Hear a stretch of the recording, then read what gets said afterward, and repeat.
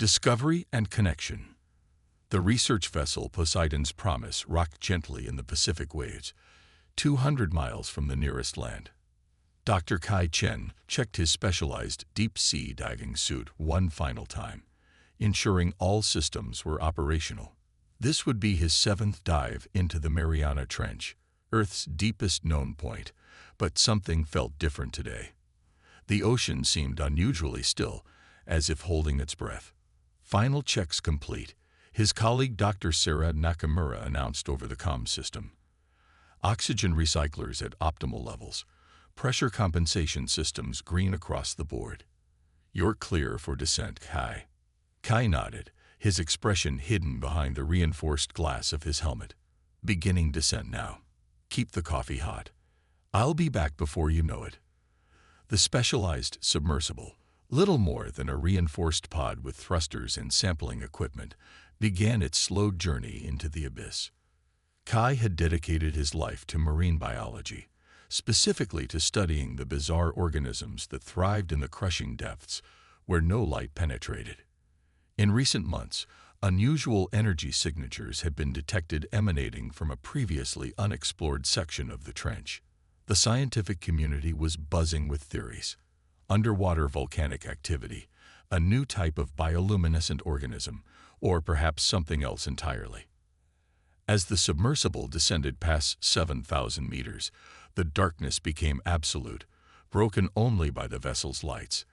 The pressure outside would crush an unprotected human instantly. Even inside the reinforced craft, Kai felt the psychological weight of thousands of meters of ocean pressing down from above. Approaching target coordinates, Kai reported, checking his instruments. Energy signature is fluctuating, getting stronger as we approach. Sarah's voice crackled through the comm system. Readings up here confirm. Whatever it is, it's reacting to your presence. At 10,000 meters, Kai reached the bottom. His lights swept across an alien landscape, a world of strange rock formations and occasional bizarre deep-sea creatures that had evolved to survive conditions that would kill most life forms instantly. But what caught his attention wasn't biological. Partially embedded in the ocean floor was an object that defied explanation. It resembled a perfect sphere about the size of a basketball, its surface covered in intricate, flowing patterns that seemed to shift and change even as he watched.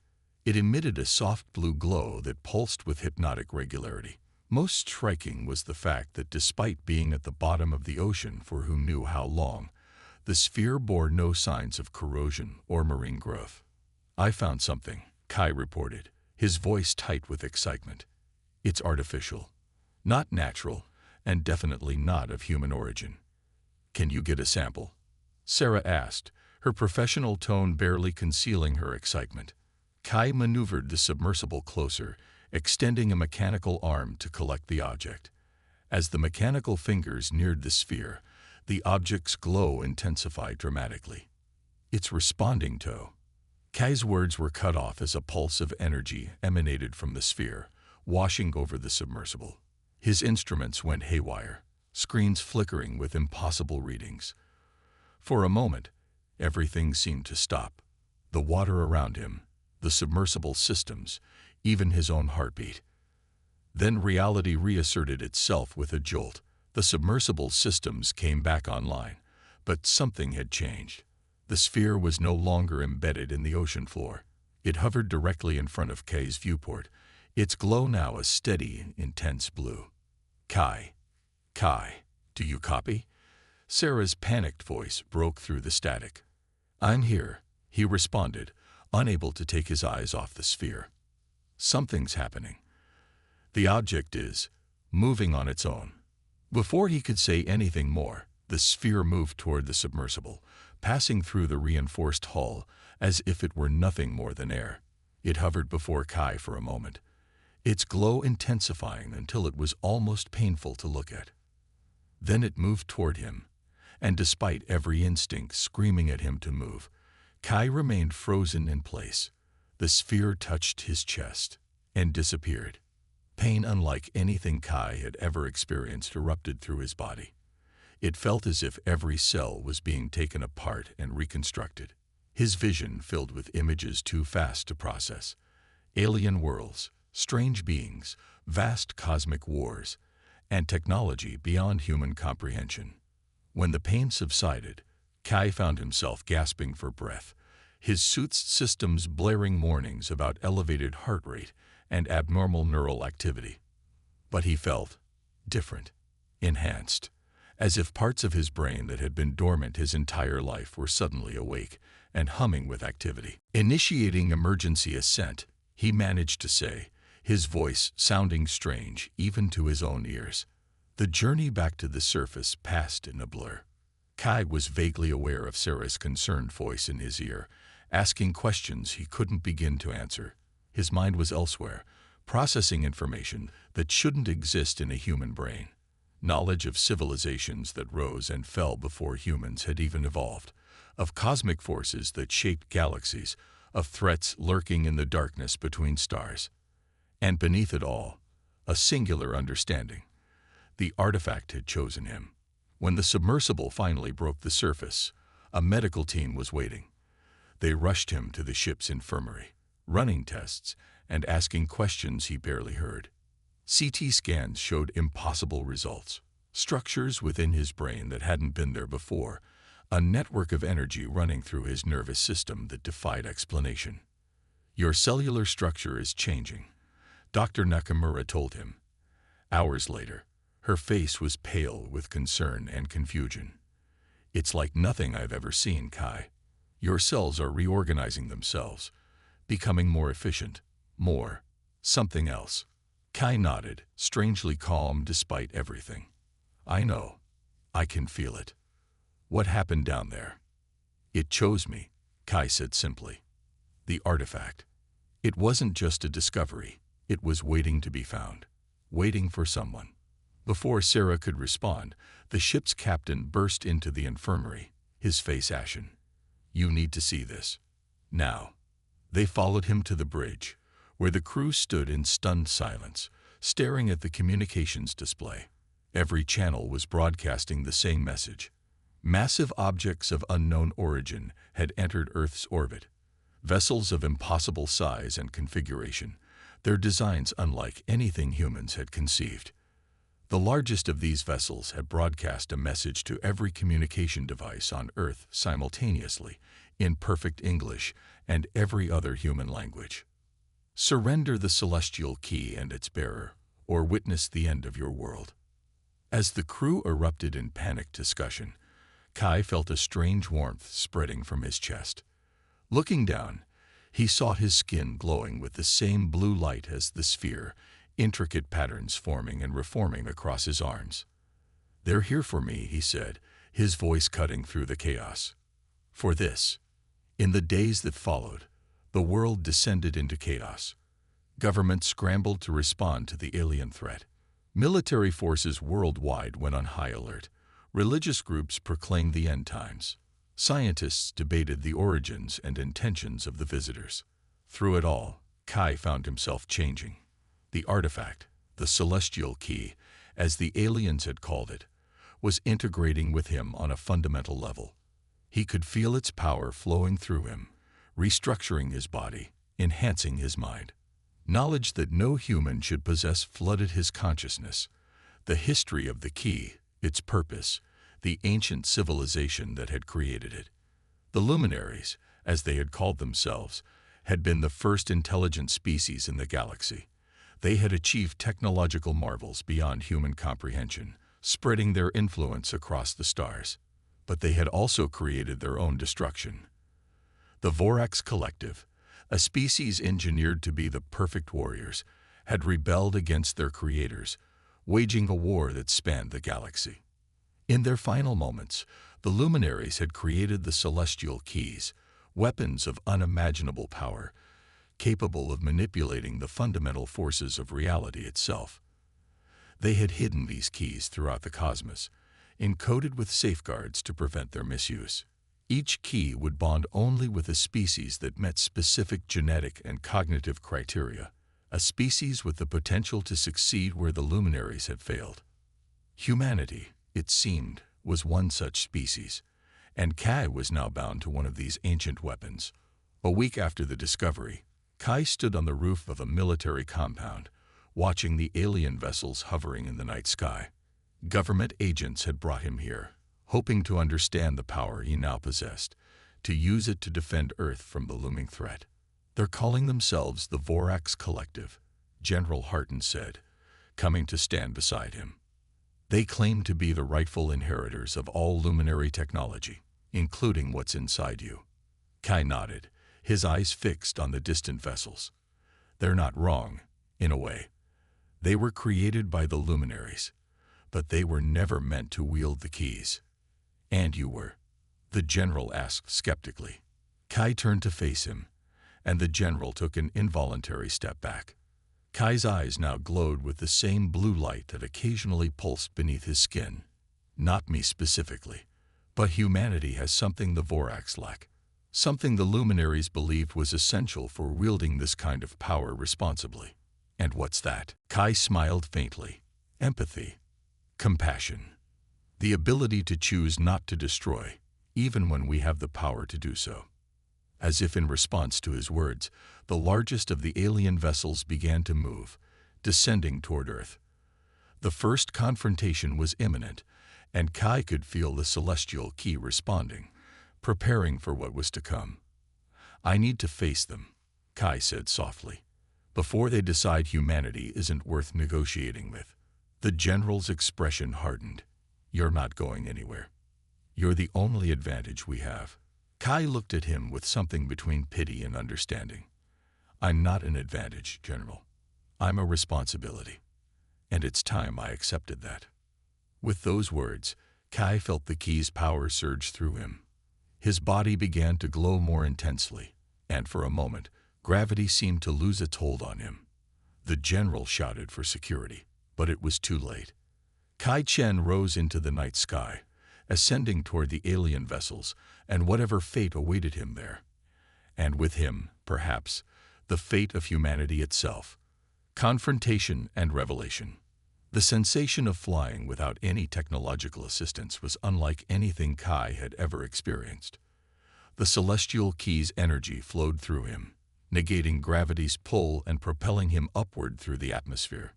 Below him, the military compound grew smaller until it was just one constellation of lights among many in the darkness. As he ascended, Kai became acutely aware of changes happening within his body. His lungs adapted to the thinning air, his skin hardened against the dropping temperature, and something like a protective field formed around him. Invisible but undeniably present, shielding him from the harshness of near space. "What are you?" he whispered to the energy flowing through him. "What are we becoming?" The knowledge came not in words but in impressions, concepts that blossomed in his mind. The key was not just a weapon but a symbiotic entity designed to bond with a compatible host, enhancing them to wield powers normally beyond biological limitation. The bonding process was still in its early stages. What he was experiencing now was merely a fraction of what was possible. As he approached the massive alien vessel hanging in low Earth orbit, Kai felt a sudden pressure in his mind. An intrusion, as if something was attempting to scan his thoughts. The key responded instantly, erecting barriers that pushed back against the invasive presence.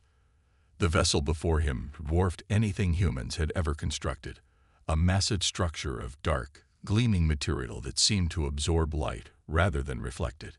Its surface was covered in geometric patterns similar to those that occasionally appeared on Kai's skin. The vessel had no visible windows or entry points, appearing as a seamless, impenetrable fortress.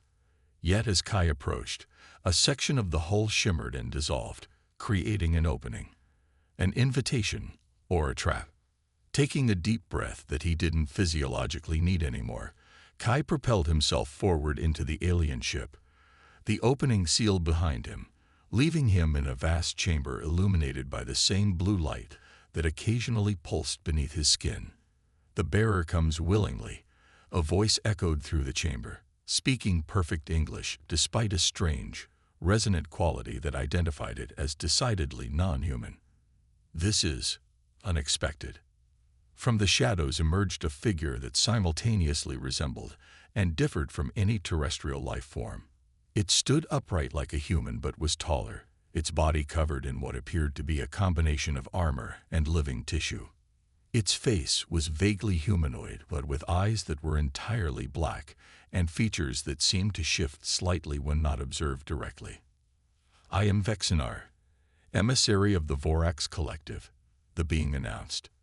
"You carry what is rightfully ours, human, the last legacy of our creators." Kai stood his ground, feeling the key's energy intensifying within him, ready to respond to any threat.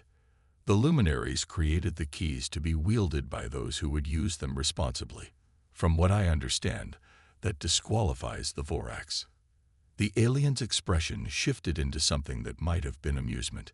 "You speak of matters beyond your comprehension, ephemeral creature. The luminaries created us to be perfect, then feared what they had made. The keys are our birthright, part of our genetic heritage. Then why can't you use them?" Kai challenged. "Why does the key reject your kind?" A ripple of what might have been anger passed over Vexinar's features. "A final spite from our creators. A genetic lock, preventing what was made from claiming what was ours by right. But we have evolved beyond their limitations. With you as a template, we will break the final lock." The implication was clear. They didn't need Kai to hand over the key voluntarily.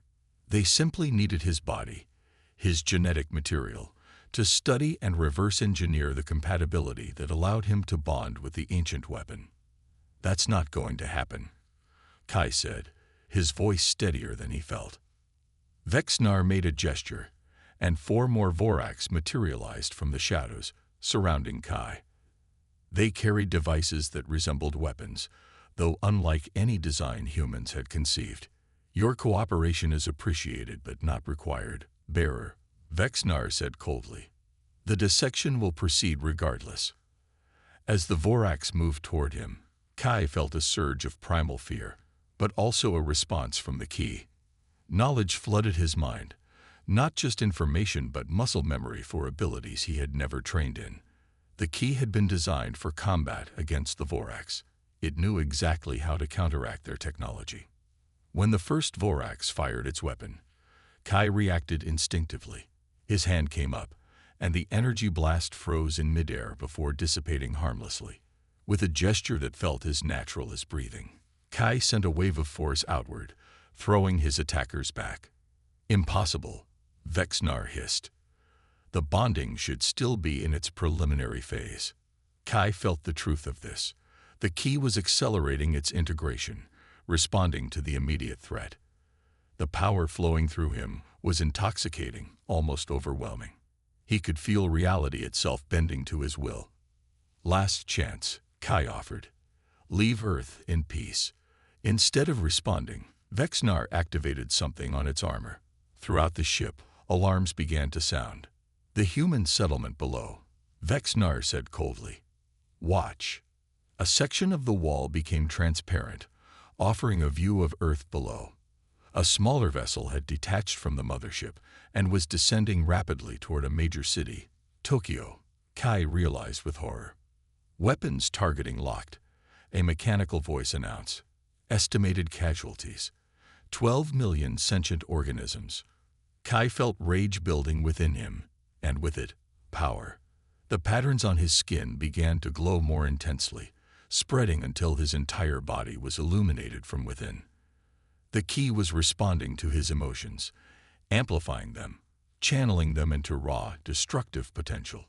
It would be so easy to unleash that power, to tear the Vorax vessel apart around him. The knowledge of how to do so was there in his mind, a temptation whispering at the edges of his consciousness.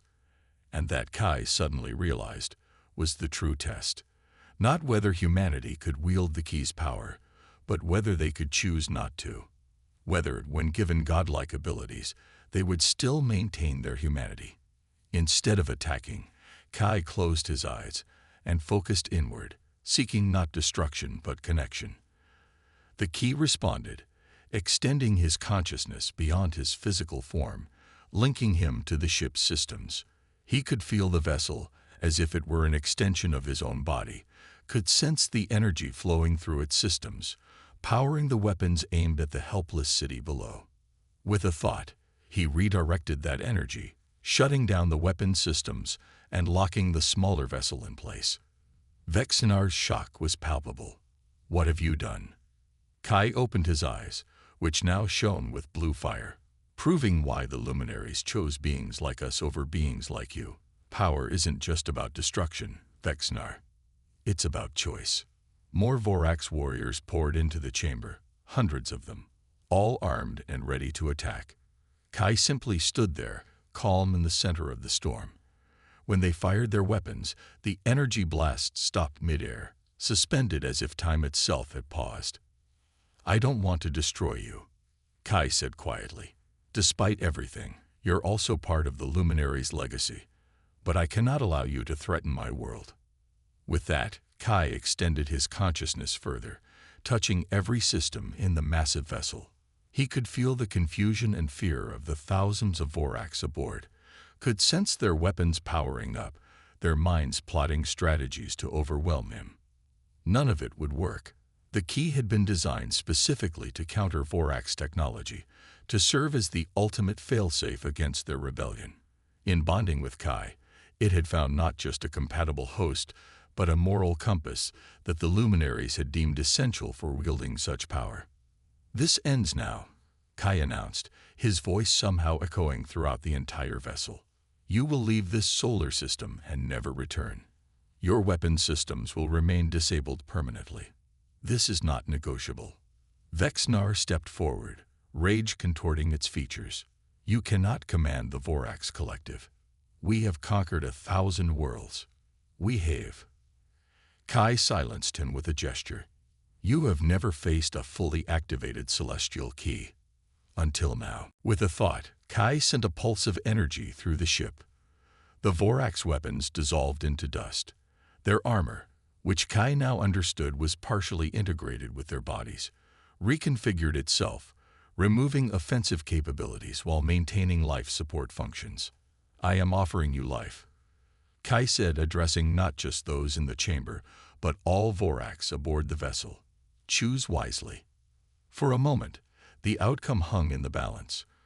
Kai could feel the collective rage of the Vorax, their injured pride, their genetic predisposition toward violence. But he could also sense something else: fear. For the first time in their existence, they faced a power they could neither overcome nor subvert. Finally, Vexinar lowered its head in what appeared to be a gesture of submission. "The collective withdraws. For now." Kai nodded, knowing it wasn't truly a surrender but a strategic retreat. The Vorax would return eventually, perhaps with new weapons, new strategies. But by then, his bond with the key would be stronger, his understanding greater. And perhaps humanity would be ready to face the wider universe that was now unavoidably part of their future. As the alien vessels retreated from Earth orbit hours later, Kai stood once again on the roof of the military compound, watching them disappear into the darkness of space. General Harton stood beside him, his expression a mixture of awe and concern. "They'll be back, won't they?" the general asked. Kai nodded. "Eventually, but we'll be ready." "What happens now?"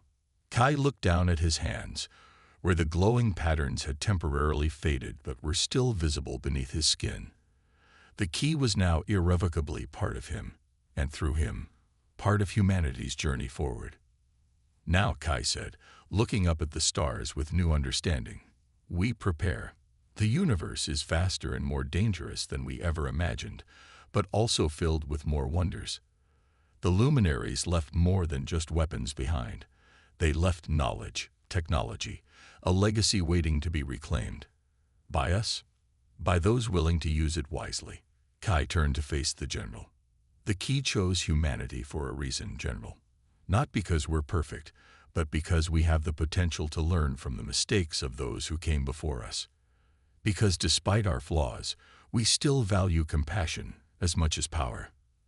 As dawn broke over the horizon, painting the sky in shades of gold and crimson, Kai felt the key stirring within him, still changing him, still revealing its secrets. This was just the beginning of a journey that would transform not just his life, but the destiny of his entire species. Humanity's next chapter was about to be written among the stars.